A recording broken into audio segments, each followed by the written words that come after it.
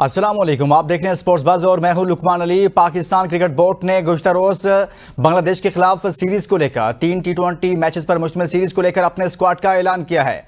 लेकिन हैरानकुन तौर पर जहां पर स्क्वाड में कुछ ऐसे फैसले किए गए, वहीं पर स्क्वाड का ऐलान करने के लिए सिलेक्शन कमेटी मंजरेआम पर ना आई। सिलेक्शन कमेटी का कोई भी मेंबर प्रेस कॉन्फ्रेंस में मौजूद नहीं था। सिलेक्शन कमेटी में फैसले करने वाले जिनके पास इख्तियार होता है, वो लोग प्रेस कॉन्फ्रेंस करने नहीं आए, बल्कि उनकी जगह पर चेयरमैन के एडवाइजर आमिर मीर और इसी तरह से सीईओ सुमैर अहमद मलिक सामने आए और आकर प्रेस कॉन्फ्रेंस की और स्क्वाड का ऐलान कर दिया। ये सब क्या चल रहा है?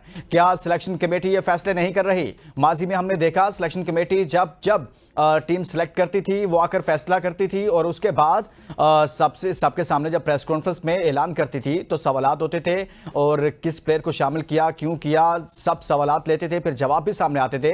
लेकिन सिलेक्शन कमेटी कहां खो गई है? ना तो सिलेक्शन कमेटी मंजरेआम पर आती है, ना सामने आती है और ना ही उससे कोई सवाल जवाब हो रहे हैं और ना ही सिलेक्शन कमेटी को तब्दील किया जा रहा है। एक खामोशी है। एक सिलेक्शन कमेटी पाकिस्तान क्रिकेट के अंदर एक बहुत अहमियत रखती है, उसके पास बहुत सारे इख्तियारात होते हैं। उसने स्क्वाड का ऐलान करना होता है, प्लेइंग 11 को सिलेक्ट करना होता है, बहुत सारे फैसले करना होते हैं। लेकिन सिलेक्शन कमेटी में मौजूद तमाम अरकान खामोश हैं। क्या उनकी मुशावरत से टीम सेलेक्ट हुई है? बहुत सारे सवालात उठ रहे हैं। अगर उनकी मुशावरत से हुई है तो वो सामने क्यों नहीं आए? इसी तरह से सीईओ को क्यों आना पड़ा?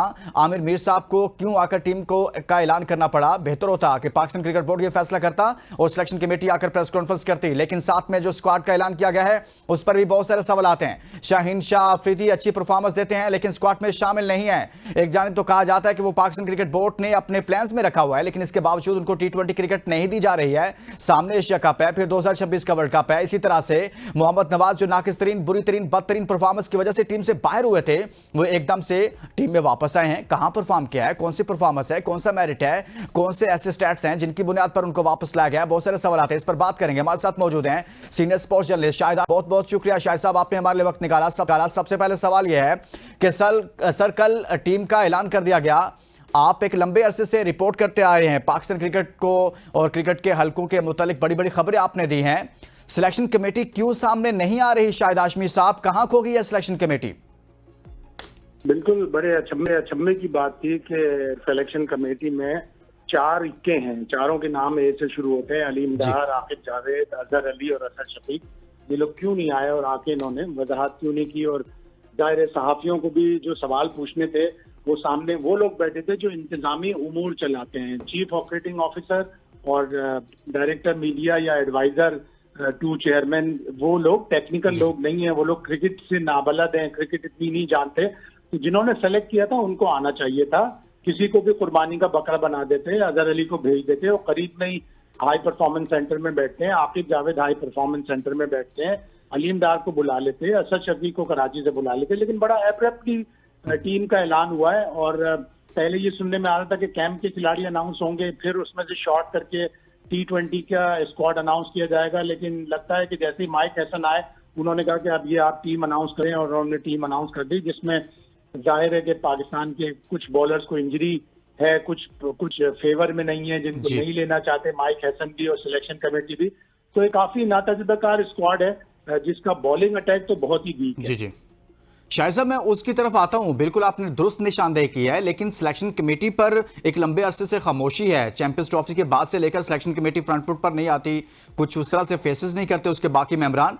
क्या ये सिलेक्शन कमेटी अभी तक फाल है या गैर फाल हो चुकी है? सर फाल तो है, लेकिन मई में हमने देखा कि जब बांग्लादेश के होम सीरीज के लिए स्क्वाड अनाउंस हुआ तो उस वक्त ये खबरें आई कि सरफराज अहमद और साबिक फास्ट बॉलर सिकंदर बख्त पर मुश्तमिल एक कमेटी बनाई है जो सिलेक्शन कमेटी उनको देगी नाम किसी भी टीम के, और वो उसमें रद्दोबदल कर सकते हैं। फिर वो खबर तब्दील हो गई और पीसीबी की तरफ से वजाहत आई कि नहीं, सिलेक्शन कमेटी इंटैक्ट है। सिर्फ उसमें से जो एनालिस्ट थे हसन चीमा, उनको हटाकर उनकी जगह उस्मान हाशमी को रख दिया गया। सिलेक्शन कमेटी फाल तो है लेकिन छुपी हुई है। ये हाशमी साहब, बड़े अचंभे की बात है और बड़ी हैरानकुन सी बात है कि मतलब एक कल की प्रेस कॉन्फ्रेंस को देखें, फिर इससे तो ये तासुर मिलता है, लेकिन उस वक्त जिस तरफ आपने इशारा किया शायद हाशमी साहब आप बेहतर भी बता सकते हैं, उस वक्त तो ये भी कहा गया था जब जैसे सिकंदर बख्त साहब थे या फिर सरफराज अहमद साहब थे, उनसे मुशावरत की गई है सिलेक्शन को लेकर, जो इससे पहले सिलेक्शन हुई थी। तो अब भी उनसे मुशावरत की गई है मौजूदा से, शायद फिर सिलेक्शन कमेटी से शायद उस तरह से राय ना ली गई हो, तमाम अरकान से किसी और की राय से, या फिर माइक हैसन ने टीम सेलेक्ट कर दी हो, ये चीजें भी हो सकती है शायद हाशमी साहब।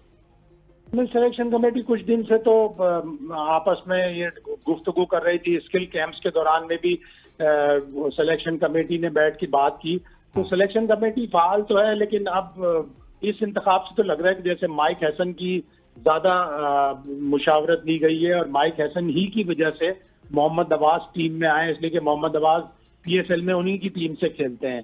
तो अचंभे की बात है। और जिस तरह ये अनाउंस की गई, पाकिस्तान क्रिकेट बोर्ड ने अच्छे काम किए हैं, क्रिकेट को खुद दुरुस्त खतूत पर सवार किया है। जिस तरह पाकिस्तान ने चैंपियंस ट्रॉफी की मेजबानी की, पाकिस्तान की पूरी दुनिया में तारीफ हुई। जिस तरह मोहसिन नकवी ने दिन और रात लगाकर ग्राउंड की अपग्रेडेशन करवाई, टीमों को सिक्योरिटी फराहम की, पूरी दुनिया में उसकी तारीफ हुई। चैंपियंस ट्रॉफी के अच्छे काम के बाद अगर इस तरह कि फिर अनप्रोफेशनल और बगैर किसी डायरेक्शन की चीजें होंगी कि सिलेक्शन कमेटी आकर नई वजाहत कर रही है, सिलेक्शन कमेटी के बजाय इंतजामी उमूर से ताल्लुक रखने वाले ऑफिशियल्स आकर टीम अनाउंस कर रहे हैं, तो फिर पूरी दुनिया में इसका मजाक उड़ेगा और क्रिटिसिज्म आएगा, जगह हसाई होगी। लेकिन इसको फिर ऑन कौन करेगा इस सिलेक्शन को? अभी तो शायद हाशमी साहब मुझे भी नहीं पता और शायद फिर आपको भी नहीं पता, हम तो सिर्फ अज्यूम कर सकते हैं ना कि ये फलां बंदे ने किया, लेकिन ऑफिशियली कुछ भी सामने नहीं है कि ये सिलेक्शन की किसने है। तो अगर गलत सिलेक्शन होगी, गलत परफॉर्मेंस होगी, या फिर अच्छी सिलेक्शन है तो अच्छी परफॉर्मेंस होगी, तो उसको उसका क्रेडिट तो मिलना चाहिए। अगर गलत है तो गलत पर गलत बात होनी चाहिए, अगर अच्छा किया तो अच्छे पर अच्छे का उसको क्रेडिट मिलना चाहिए। तो अभी तो कोई ऑन ही नहीं कर रहा है, मुझे तो ऐसा लग रहा है सिलेक्शन को। नहीं, ऑन तो करना पड़ेगा, सिलेक्शन कमेटी को करना पड़ेगा। जो PCB का प्रेस रिलीज आया है उसमें तो यही लिखा है कि जी सिलेक्शन कमेटी ने ये स्क्वाड मुंतखब किया है और उस सिलेक्शन कमेटी के साथ जवाबदेह होंगे माइक हैसन, जो कि अब वाइट बॉय के कोच हैं, जवाबदेह होंगे सलमान अली आगा, जिनसे मुशावरत की जाती है और जिनके बहुत से लोग कहते हैं कि वो इस सब के पीछे हैं कि वो नहीं चाहते कि शाहीन शाह अफरीदी, बाबर आजम और रिजवान टीम में आए। अब ये कितनी दुरुस्त बात है नहीं पता, लेकिन ये मीडिया में रिपोर्ट हुआ है कि सलमान आगा की मर्जी भी टीम की मुशावरत में शामिल होती है और होना भी चाहिए। जाहिर वो कप्तान है, उन्होंने ले जाकर टीम को लड़ाना है। उन्होंने जाकर टीम को लड़ाना है। एक ब्रेक लेंगे, ब्रेक के बाद जब वापस आएंगे साहब हमारे साथ मौजूद हैं और हम बात करेंगे स्क्वाड के हवाले से। सिलेक्शन कमेटी पर बात की है, स्क्वाड में कौन कौन शामिल हुआ है, क्या ये एक मुतवाज़िन टीम है, बेहतर टीम है, या इससे भी बेहतर हो सकती थी, या फिर कुछ नए कुछ सीनियर प्लेयर्स को शामिल नहीं किया गया, तो ये बेहतर फैसला। इस ब्रेक के बाद बात करते हैं। Stay with us.